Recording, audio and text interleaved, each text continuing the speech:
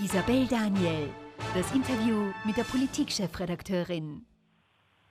Es ist ein Vorfall, der international für Schlagzeilen gesorgt hat, der jetzt mittlerweile auch die Bundesregierung oder Teile davon dazu gebracht haben, das aufs Schärfste zu verurteilen. Und die Rede ist davon, dass ein amerikanisch-israelischer Cellist, ein sehr berühmter Cellist, in einem Lokal in Wien, in einer Pizzeria im 15. Bezirk, nicht bedient wurde, weil er israelisch, also hebräisch gesprochen hat, also israelischer Herkunft ist. Und ich freue mich jetzt, Amit Peled, den Cellisten, der das leider in Wien erleben musste, begrüßen zu können.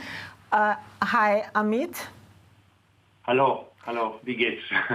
Gut, und wir werden das Interview teils in Deutsch, teils in Englisch führen, ja. Weil Amit Peled gesagt hat, in manchen Fragen fühlt er sich sicherer in Englisch, auch wenn er gut Deutsch spricht. Amit, ich fange mit der Frage auf Deutsch an. Ich habe gesagt, dieser Vorfall hat mittlerweile auch international für Schlagzeilen gesorgt. Medien haben darüber berichtet. Sie waren mit zwei Kollegen von Ihnen, israelischen Kollegen von Ihnen, in einer Pizzeria im 15. Bezirk in Wien und haben da etwas offensichtlich Unschönes erlebt. Können Sie uns schildern, was konkret da passiert ist? What exactly happened? Ja, so erstes Mal danke, dass ich kann hier sprechen. Ich muss sagen erst, dass meine Frau ist aus Deutschland und mein Schwiegervater ist aus Wien. Und ich liebe diese Landschaft. Ich war viele Mal in Österreich, in Klagenfurt, in Graz. Ich habe viele Freunde und Familie auch. Und sie versuchen zu Hause auf Deutsch zu sprechen, aber jetzt ich muss am Englisch oder Hebräisch sprechen, weil das ist meine Sprache. So, we came to Wien a few days ago to play and to teach in the ISA Academy for MDV, which is a wonderful, wonderful university and organization. Before the concert, like every artist, we wanted to eat something and have a drink so we get some energy. We went into the restaurant, Chagai Shacham, the violinist, Yulia Gorevich, pianist, and myself. And of course, as Israelis that haven't seen each other for a long time, we spoke in Hebrew between us, but ich kann auch Deutsch sprechen, so I ordered the food. And the waiter was very nice in the beginning to take our orders, but in between the order, or when I asked my colleagues what they want, of course I spoke Hebrew. So after he took the order, he came back and he asked me, what do you speak? And I said, ich spreche Deutsch und Englisch. Und sagt, nein, was hast du jetzt gesprochen auf dem Tisch? And I said, well, Hebräisch, das ist unsere Sprache. Und he looked me in the eyes and he said, well, stand up.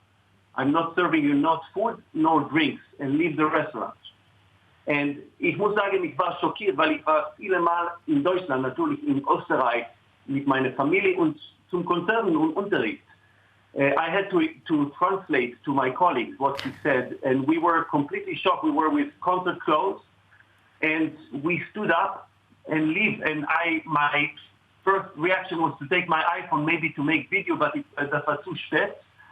And what was really shocking for us, I have to say, is not so much his reaction. Of course, this was shocking in Österreich in this time, in this age, but it was the other people in the restaurant looking at us. Many of them said, oh, tut mir leid, das ist nicht gut, Entschuldigung. But the moment we stood up and left, they all went back to their food. And I have to say that there was a couple there that afterwards, it's only 50 meters from the hall. They heard us in the concert. So this occasion where we want to eat, we are not allowed by the drei Juden. And then these people accepting this, not standing up, and then coming to hear us play Dvořák Dunki Trio. Das war für uns unglaublich und schockiert. And this is the only reason I put it on my social media. I did not expect it to be so fire after a storm. Okay, I get it. You mean the bystanders are even worse than the waiter who did it.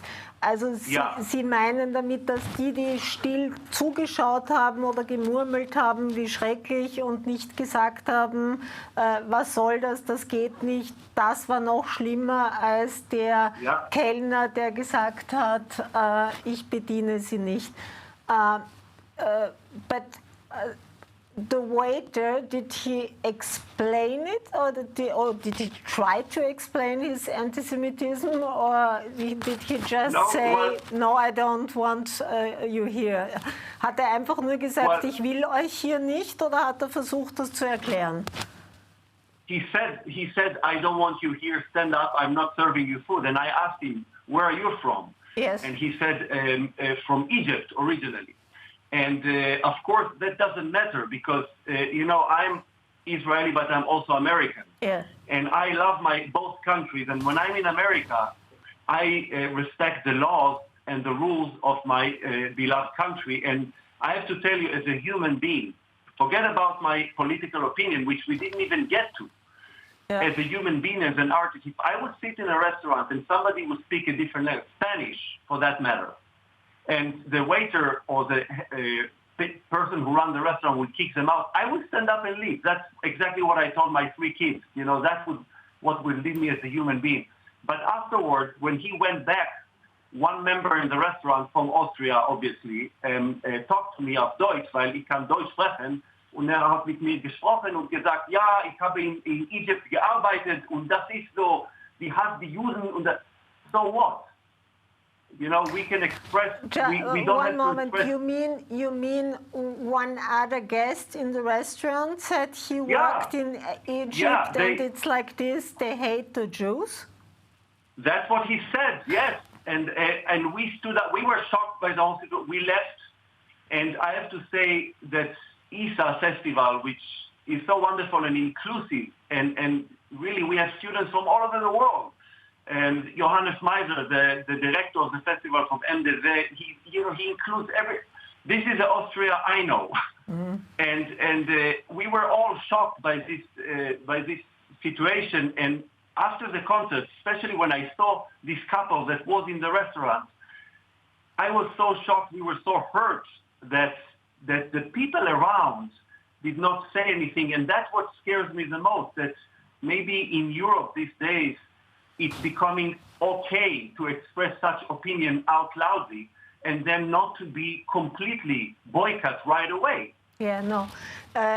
To make it clear, it's not okay in Europe to speak like this. It's not okay to not serve Israeli, especially not in Austria. We know the history here. Ich erkläre es auch noch einmal auf Deutsch. Amit Peled hat gemeint, dass die Befürchtung hat, dass das in Europa plötzlich okay wäre, sich so zu verhalten. Ich habe gerade gesagt, es ist nicht okay, sich so zu verhalten. Ja. Wir wissen das auch in Österreich. Und es ist auch wichtig zu sagen, dass auch zum Beispiel der Antisemitismusbeauftragte der Bundesregierung, Alexander Pröll, that's one member of the government of Austria. He's also giving me an interview and he's explicitly saying, no way, we don't accept this here. Ja. Also wir akzeptieren das hier nicht. No, of course. I mean, I'm the first one.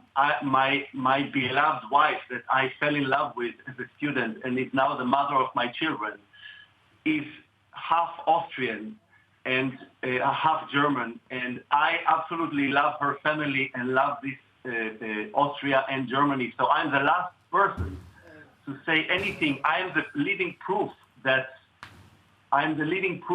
the past is behind us and we look to the future.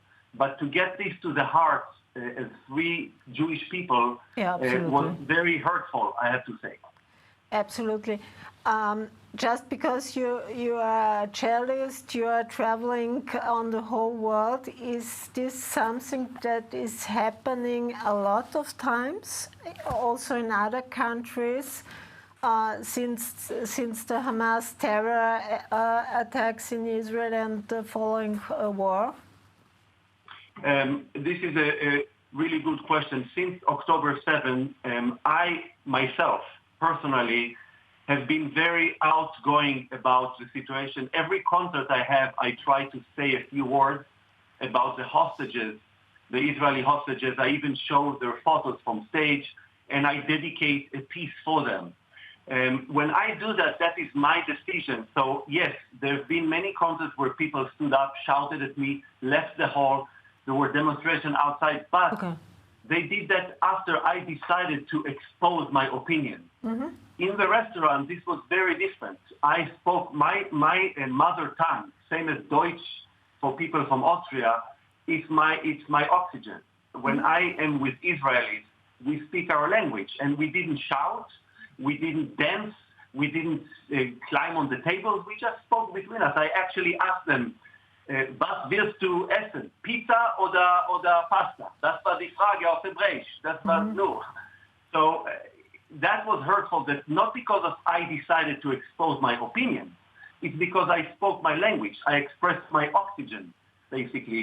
I got kicked out from a place. And that's the only reason that I put it on my Instagram and Facebook. I did not want to make a big deal, but I did want to express it to at least the circle of people that follow me around the world when I make music. Just at the end, I think you were right to expose it. The owner of the restaurant, apparently Arab Austrian, said it's not true. Well, all I can say is what I have in my heart, what I have in my fingers. I hope, if it's not true, that the next time I'm in Vienna, I will surely come with some friends. But if he wants to have a pizza party, I will be there. I will even bring my cello and play for him if he wants to. But to say it's not true is a bit exaggerated, because we are three artists that did not want this exposure. I like to play Musikverein, Brahms and Dvorak and Mozart. I don't want to talk on TV about pizza places in Vienna that I got kicked out of. So, excuse me, but unfortunately, sadly, it did happen. I know, and at the end of this all, it wasn't something you didn't politicize, you didn't speak about Netanyahu, you didn't speak about your government, you were just a guest. Even Chagai Shacham and Yulia Gorevich, my colleagues, they, even until today, they don't know my political opinion. Okay. We never spoke about it. We spoke about food, we spoke about Dvorak, we spoke about art, we spoke about going on stage and making the best we can through music. And we are good friends. I'm assuming that if we would continue our conversation, we might get to politics like any other three adults in the world, which is also not a reason, because I did not confront anybody. But that was way far from what he just recognized Hebräisch. He recognized that language that for him, I don't know, erased something that I don't know what it is, but this is just our language. We did not speak about politics. We did not speak about anything. Although, if we would have, I think it's also okay, but we didn't. Yeah. But it's especially not okay if you just want to eat and to order and you speak your own language. Amit, thank you very much for this interview. Vielen Dank. Und wir schalten jetzt in eine ganz kurze Werbepause und danach geht es mit dem nächsten Interview weiter. Bleiben Sie dran.